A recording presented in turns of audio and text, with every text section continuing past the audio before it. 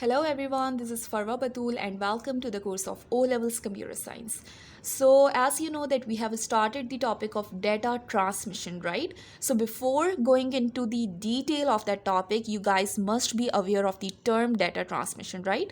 So in this video, I'm going to tell you that what is mean by data transmission, right? What data transmission is. Transmission.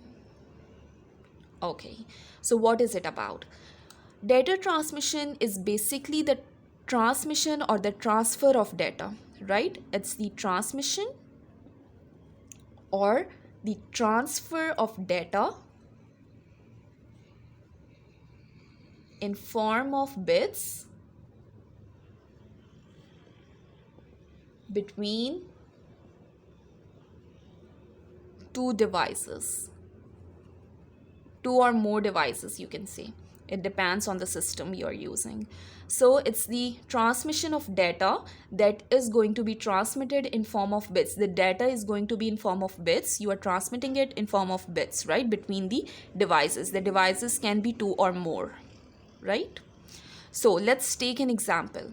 For example, let's take a simple example. Just take it like a computer and a printer. Let's suppose I want to print a document, right? So I am going to have a computer, right? And the computer is connected to a printing device, right?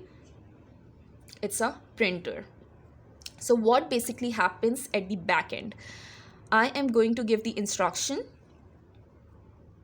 from a keyboard, right? In order to print a document, the CPU is then going to process the instruction, and then what happens after processing?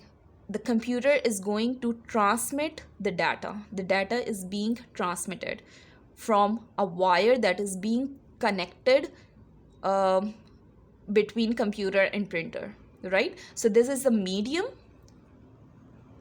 Through this particular medium, the medium can be either wired or wireless. I am going to give you an example of wireless as well. So in this particular example, the computer is connected through a wire with a printer, and the data is being transmitted upon the processing of instruction. When the instruction gets processed, the data in the form of bits is going to be transmitted, and after that the printer is going to print that particular document for us, right? So this is a simple example of data transmission at smaller distances, right? If we talk about just a very short distance, right? So this is the best example for that. If I talk about longer distances, then I can take an example of cell phone, right? This is my mobile phone and this is another mobile phone, and I am doing voice call, right? So nowadays we can call anyone, anytime, and over long distances. So this is an example of wireless communication, right? Because you don't have a wired connection between the devices.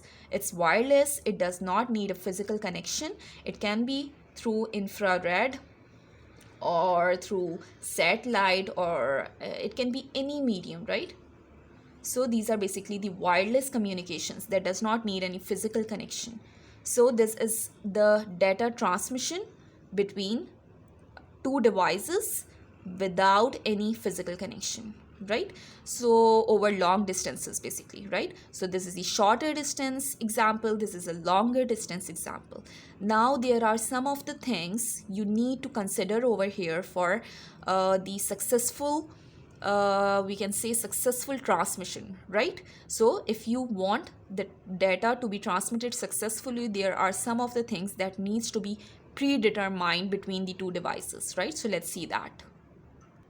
Okay, so now I am going to tell you about the factors that are needed or that needs to be considered between the sender machine or a sender device and a receiver, right? Before the transmission of data. What are these factors to be considered? The very first thing is the direction, right? Through either you are transmitting the data from in a one direction, like from sender to receiver.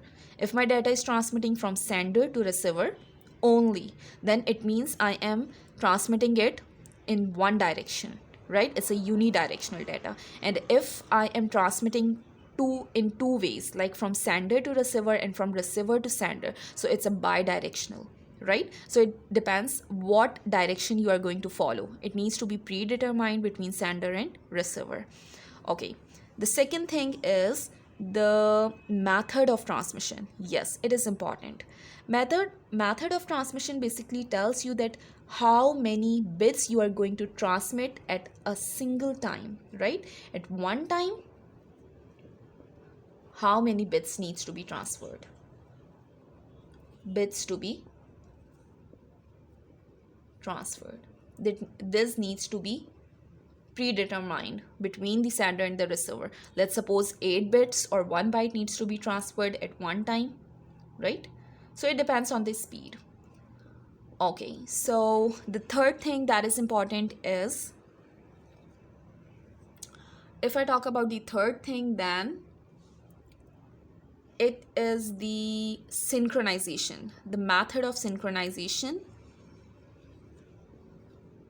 how your devices are going to be synchronized. Synchronization is nothing but the consistency of data, that the data being transferring between the two devices must be consistent without any errors, without any changes, right? So what is the method of synchronization between two devices is to be used, right?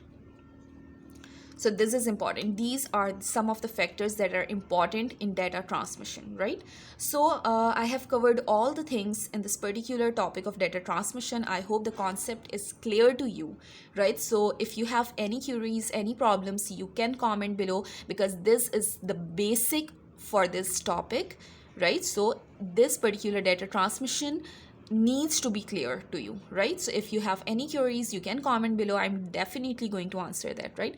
Thank you so much for watching this video. I hope this video is helpful to you. In the next video, we are going to see the parallel and the serial data transmission, right? And the difference between them. So keep watching, stay tuned, stay alert, and take care of yourself. Bye bye.